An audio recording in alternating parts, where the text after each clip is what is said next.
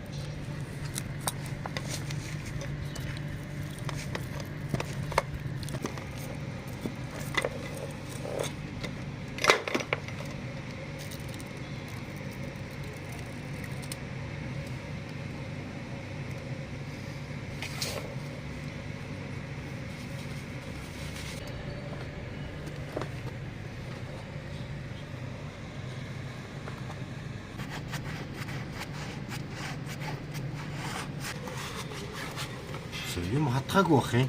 Нөгөө гадард нь жинхэнэ хөнөөл нь байж идэх байхгүй нөгөө зүүн орсон юм жижиг юу төмөр утасны тасархаа жижиг нарийн чулуун молоороо тэгээ зорцсон. Тэрийг авахгүйгээр буцаага ичих юм бол хаалт цоорно гэсэн. Тэгээд манай залуучууд одоо 80 90 оныхан бол бүгд өөрсдөө нөхчих бах дуугаа. Олон хүмүүс нөгөө дуугаа унжаагаад тэгээд нөгөө хагарчингууд нь унахаа болцсон гэж болчдөг гэж би бас сонссон. Харамсалтай байхгүй юу? Хайрын цагаа жоохон 20 минут зарцуулаад дуугаа нөхөж авчаад тэгэл дахиад 7 хоногт баг сардаа 20 цагийг хэмнэ шүү дээ. Дуу нь бол хамгийн багадаа 20 цаг хэмнэ. Тэгж боддог. Тэгээ хамгийн гол юм нь тэр нөгөө нөхчөөд хөнөөлийн олж яг тэр хөрхөн шүтгэгчийг олж илрүүлээд тэрийг авчаа их байхгүй. Тэгээд одоо дугуйнууд ингээ амар болцсон дөө. Шууд ингээ салгаад аваад яхад тэрнээс ч нөгөө хуучин шиг ингээ түлхүүрээр дугуйгаа салгаал тэгдэг үед бол хоёр дугуй ингээ ац байж байгаа шүү дээ ингээ. Тэгтэн шууд зөвхөн энэ дугуйгаа саях шиг ингээ юунд нь угсаата чигээр нь гаргаж ирээл тэгээ шалгаа буцаа нөхчж болдог тийм нэг хурдан арга байдаг юм. Чи би ийм артын гадаа түгжээд нэг 20 минут хүүдээ бэлтгэхийн хувцсыг аваад гараад ирсэн чинь хин гарч эхэлж ийсэн. Тэгээд жоохон цорхоо байна да гэж бодоод хэсэж ийснэ хайрлаад тэр бас нэг хин гарцсан дугуугаар жигээд ивэл дотор олгоон жагсаалаас гарчдаг байхгүй зүсгэлээд энэ төмөрөнд тэгээд нэг асфальтанд үргэлдээд тийм олон дугуй түрээсийн дугуй тэгж жагсаалаас гарч ирснийг мэднэ. Нөгөө юу байк юм.